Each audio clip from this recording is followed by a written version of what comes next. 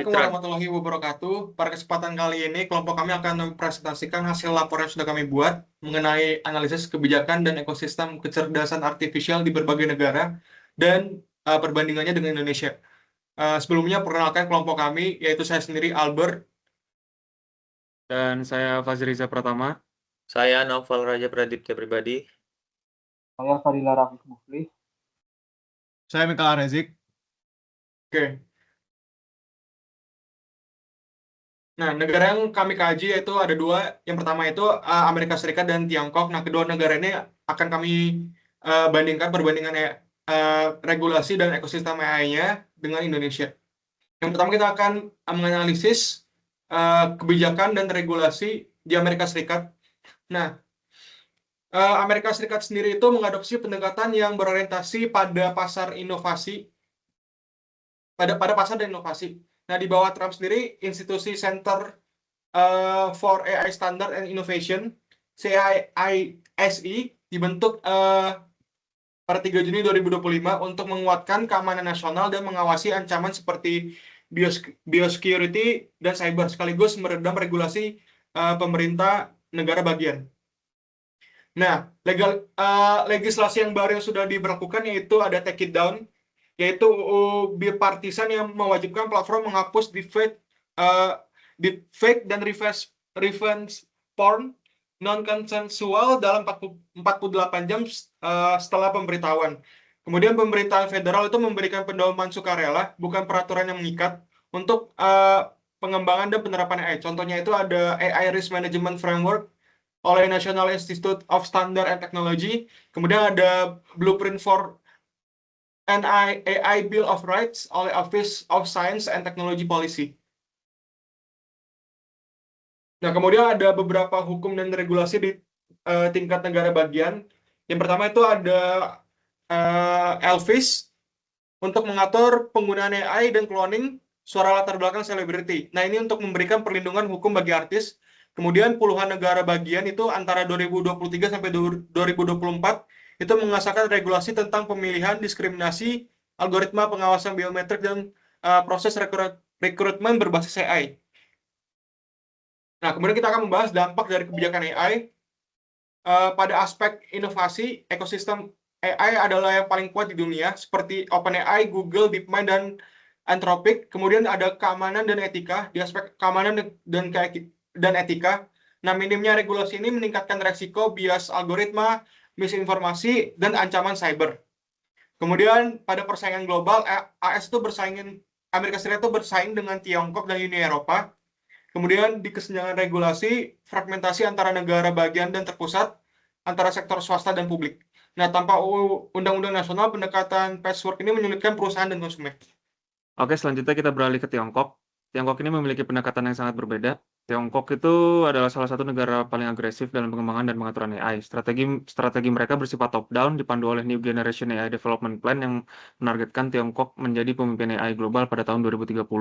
Regulasi di Tiongkok sangat ketat dan konkret. Di antaranya ada algorithm recommendation, yaitu mengatur transparansi algoritma pada platform digital.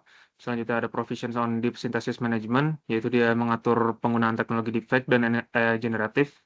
Terus ada Interim Measures for Generative AI Services, yang mewajibkan penyedia layanan AI generatif menggunakan data yang akurat dan menyediakan moderasi konten.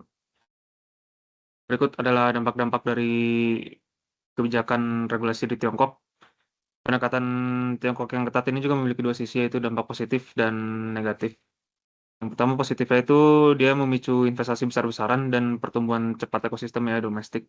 Kebijakan ini juga berhasil menciptakan ekosistem inovatif yang kompetitif dengan kejelasan hukum dan standar teknis. Terus dia ada memiliki tantangan dan dampak negatifnya juga, yaitu memiliki sensor ideologis terhadap konten AI dapat menghambat kebebasan berekspresi. Pendekatan top-down ini juga mengurangi ruang partisipasi masyarakat sipil dan dapat melanggar hak privasi warga negara. Selanjutnya untuk struktur ekosistem AI. Selanjutnya ada struktur ekosistem AI dari Amerika Serikat.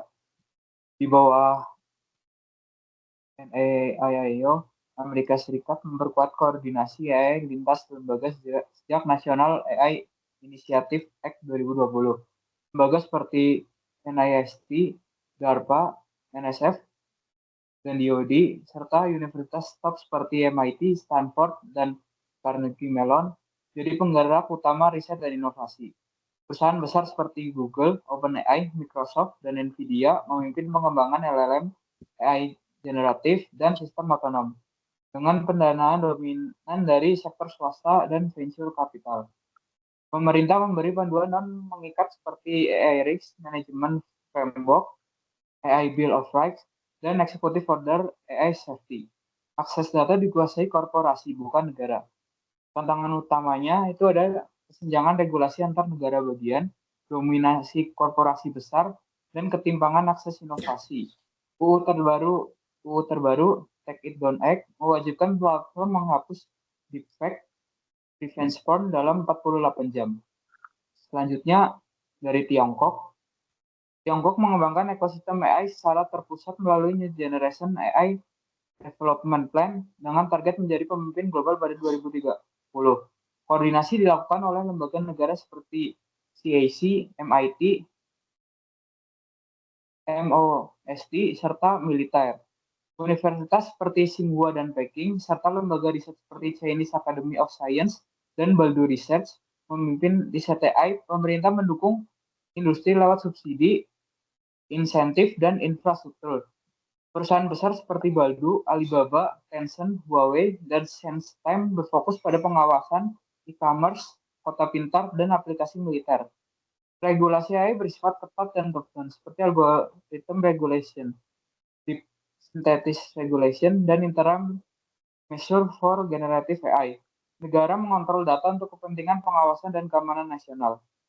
Tantangan utamanya itu ada minimnya transparansi etika, resiko privasi individu, dan kritik global terhadap kebijakan sensor dan kontrol ideologis. Oke, selanjutnya kebijakan dan ekosistem AI di Indonesia. Yang pertama ini kebijakan AI di Indonesia.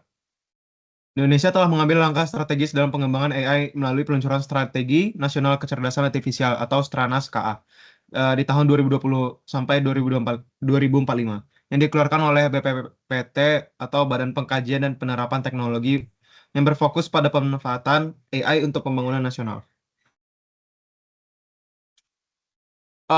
Di Stranas KA ini menetapkan 5 sektor prioritas, yang mana yang satu kesehatan, lalu yang kedua reformasi birokrasi, yang ketiga pendidikan dan litbang jirap, yang keempat ketahanan pangan, dan yang kelima mobilitas atau kota pintar. Selain itu ada UU Perlindungan Data Pribadi atau UU PDP yang disahkan tahun 2022 sebagai payung hukum untuk memastikan AI digunakan dengan menjaga hak privasi individu. Namun kerangka etika AI nasional masih dalam proses penyusunan dan belum sepenuhnya diimplementasikan. Lalu selanjutnya adalah ekosistem AI. Ekosistem AI di Indonesia masih dalam tahap bertumbuh dengan berbagai tantangan dan peluang. Berikut ini adalah komponen utama ekosistemnya. Dia terbagi 3. Yang pertama itu adalah pemain utama. Pemain utama juga terbagi menjadi 3, yang mana yang pertama pemerintah seperti BRIN, Kominfo, Kemendikbudristek, yang mana lembaga ini menginisiasi kebijakan pendanaan riset dan pengembangan SDM. Dan yang kedua itu ada industri, salah satunya adalah Gojek, Tokopedia, Bukalapak, Noteflux, Kata AI, yang mana telah mengintegrasikan AI ke dalam layanan mereka, mulai dari sistem rekomendasi hingga pengenalan wajah dan chatbot. Yang ketiga ada akademisi, yang mana kampus-kampus itu merupakan UI, ITB, UGM, ITS, juga mulai aktif mengembangkan riset-riset AI serta membuka program studi atau mata kuliah khusus AI. Lalu selanjutnya, yang kedua adalah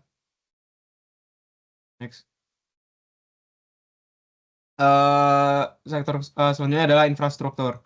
Indonesia masih menghadapi tantangan dalam menyediakan sarana pendukung yang memadai untuk pengembangan AI. Cloud computing nasional belum tersebar merata di seluruh wilayah, dan pelatihan model AI berskala besar masih terhambat oleh keterbatasan akses terhadap perangkat keras seperti GPU dan superkomputer. Selain itu, belum terdapat pusat data nasional khusus AI yang terintegrasi dan memiliki kemampuan pemrosesan tinggi. Hal ini membuat banyak peneliti atau startup harus mengandalkan layanan cloud luar negeri untuk kebutuhan komputasi mereka. Lalu selanjutnya yang ketiga adalah sumber daya manusia.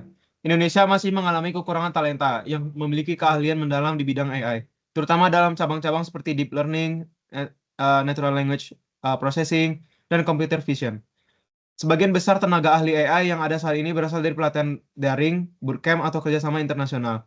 Kurikulum di perguruan tinggi juga masih dalam proses penyesuaian agar mampu menghasilkan lulusan dengan keterampilan teknis dan etis dalam mengembangkan dan menggunakan teknologi AI secara bertanggung jawab. Lalu selanjutnya ada perbandingan kebijakan dan ekosistem AI di Indonesia dan negara yang dikaji. Nah, perbandingan kebijakan dalam ekosistem kecerdasan artifisial antara Indonesia dan antara dua negara yang telah dikaji sebelumnya, yaitu Amerika Serikat dan Tiongkok. Nah, berikut tabel ini mencakup aspek regulasi, strategi nasional, ekosistem industri, etika, dan pendekatan pemerintah terhadap AI. Nah, ini merupakan tabelnya yang mana dalam aspek strategi nasional, Indonesia strategi nasional kecerdasan artifisial sudah memiliki SNKI untuk 2020 sampai 2045. Sedangkan Tiongkok memiliki New Generation AI Development Plan di mana 2017 sampai 2030, dan Amerika Serikat National AI Initiative untuk 2020 Executive Orders 13960 2020 dan 14110 untuk 2023. Nah, untuk fokus utamanya Indonesia ada pelayanan publik, pendidikan, reformasi birokrasi, dan kesehatan. Untuk Tiongkok, fokus utamanya ada dominasi global AI, ekonomi digital, stabilitas sosial, dan Amerika Serikat fokus utamanya merupakan inovasi berbasis industri dan riset hak sipil keamanan nasional. Lalu untuk aspek pendekatan regulasi, untuk Indonesia non-binding lebih ke arah roadmap dan pedoman etis. Untuk Tiongkok, top down, ketat, berorientasi stabilitas dan kontrol.